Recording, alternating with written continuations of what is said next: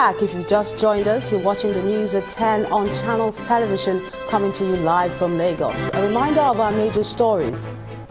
Governor Nasiru El-Rufai of Kaduna State accuses the National Assembly of being a stumbling block to the government's anti-corruption campaign.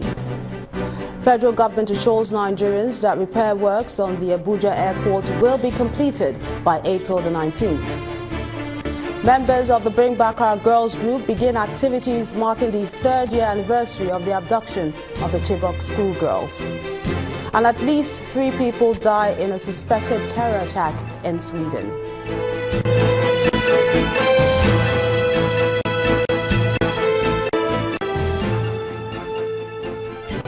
For more on our top stories and others, please visit our website. It's channelstv.com and youtube.com/channelsweb.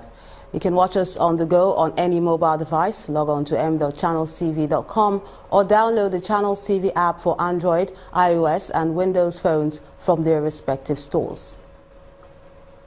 Having the Channels TV and Channels 24 app will give you access to news and updates. You also have the Eyewitness feature, so you too can be a part of the news. Just install the app, then tap and swipe to reveal the Eyewitness menu and follow the instructions to share those pictures, videos or news of happenings around you. Now to some of the pictures you sent into our Eyewitness portal. We begin with this one from Lagos in the Amodofin area, showing people whom our Eyewitness reporter says are involved in an illegal construction on a site where government just cleared illegal structures. Our Eyewitness reporter is calling on the Lagos State government to stop this illegal project.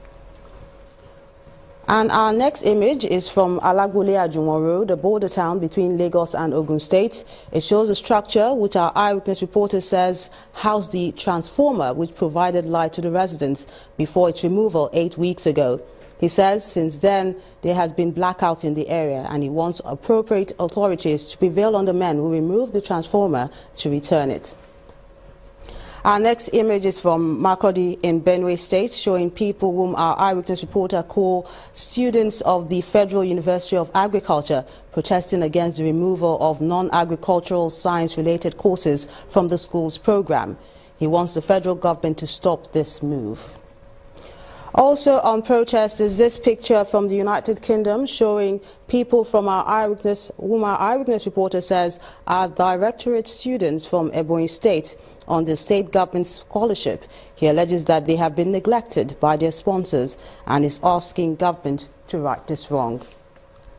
And finally is this picture from Asaba, the Delta State capital, which shows people whom our Eyewitness reporter calls applicants for the Unified Tertiary Matriculation Examination.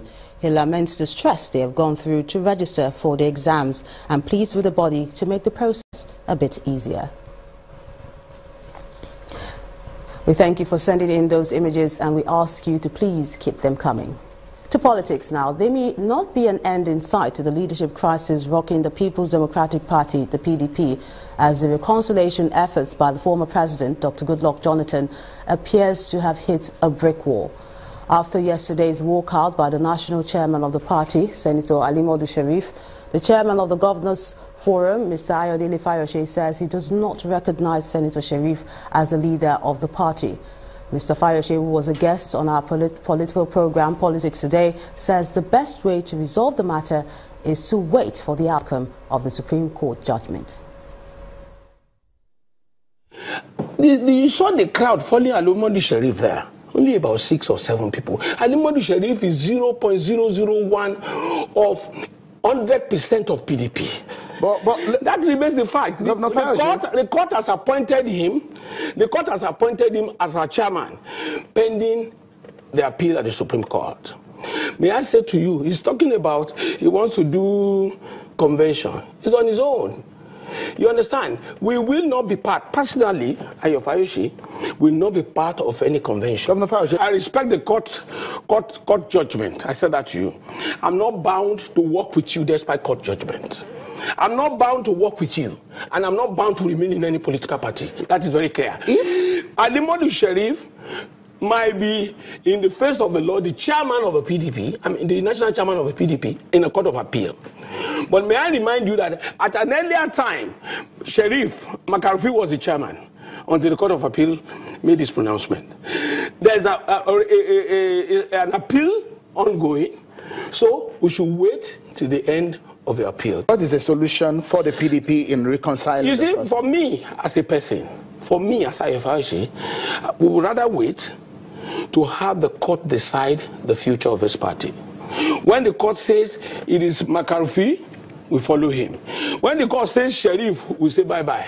Personally, I will not attend any meeting with Sheriff again. Personally, Fayose. And you don't see this as a solution, a way out? I will not attend. Just get my words straight. That's why I quote myself.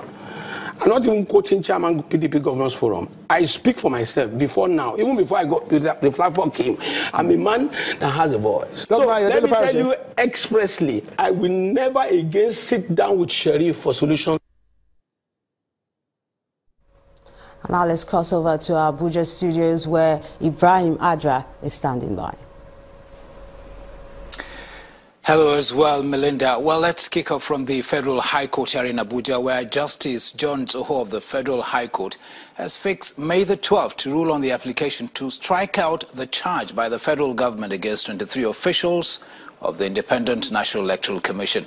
Now, the officials are accused of allegedly receiving 360 million naira as bribe from the Rivers State government to manipulate the outcome of the legislative polls in Rivers State in December 2016.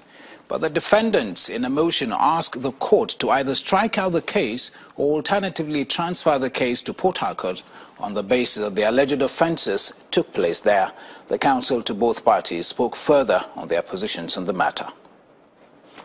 The 23 INEC officials charged by the federal government for receiving a bribe of 360 million naira during the Rivers State rerun elections are seated together in court.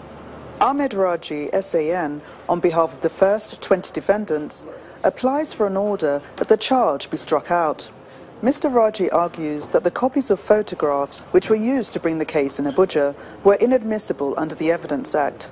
Mr. Raji also applies in the alternative for the trial to be transferred to Port Harcourt, as the witnesses are security personnel residing there, and Abuja was not convenient for the defendants.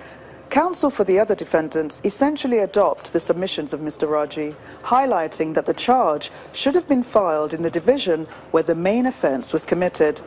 Counsel further submitted that the burden of proof was on the prosecution to show that security was an issue in Rivers State, but that their assertions were inadmissible. Indeed, they had not shown that the trial could not take place in Port Harcourt.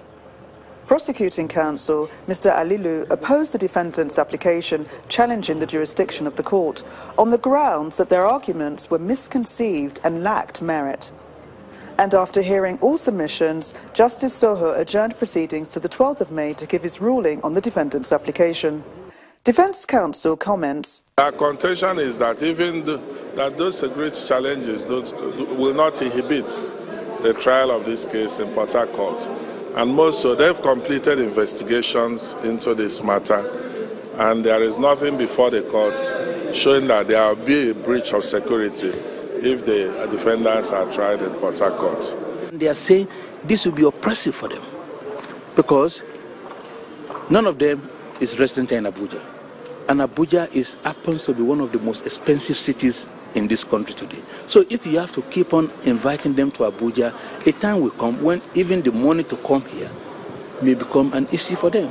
The argument is already placed before the court, and so it's for the court to now determine whether by the submissions of both parties, of all parties, the court has territorial jurisdiction or not. Justice Zoho's upcoming ruling is highly significant, indeed pivotal to the future direction of this case. Will there be a trial at all, or will the full drama of a trial start in earnest, and in which jurisdiction? Yemisi Prayo, Channels Television News. Yemisi, many thanks indeed. Now, the local government workers appear not to be relenting in their campaign to ensure autonomy for councils in the country. Some members of the National Union of Local Government Employees in the North Central and South East have staged protests to drive home their points. Members of the National Union of Local Government Employees in Kwara State are protesting against what they describe as the interference of the state governments in running their affairs. We are asking for political autonomy, we are asking for financial autonomy, and we are also asking for administrative autonomy. There has been too many incursions into local government systems that we are almost paralyzed. And you see, when you get most of the local governments now, there is hardly any local government that is actually functioning. You realize that even some local governments cannot even ordinary pay, NEPA bill, because even the statutory responsibilities, like collection of revenues, have been taken over by some states. In Ilorin, they also call on the federal government to ensure their monthly allocations are paid directly to the coffers of the third tier of government. Our rights should be given back to us. We need this. The staff of the local government were rendered useless. Our revenue officers are doing nothing again. Even with the admin officers, they are nothing. There's nothing we are doing in the local government again. The state has taken our responsibility. Please, we are begging them. So please release our right to us. We want autonomy. The federal government should assist us. They should please help us. We don't want centralization of our money, of our salary again. Well, we don't want percentage.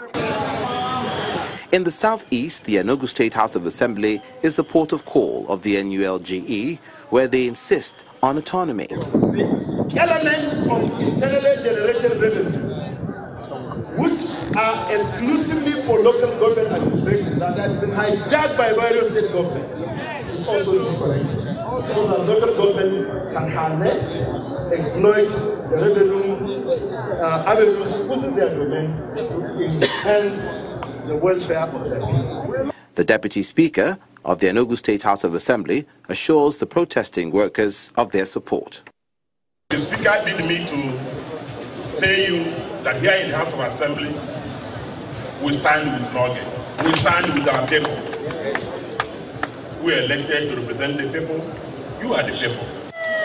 The NULGE is certainly adamant on their position for autonomy of the local governments, a desire that can be best championed by support at the federal level. Now let's return to Melinda in our Lagos studios for more on the news at 10. Melinda. Thank you so much, Ibrahim. And when the news at 10 returns, was the trading session today bullish or bearish? We'll give you the latest figures for the Nigerian Stock Exchange on business news. That's in a moment. Join us again.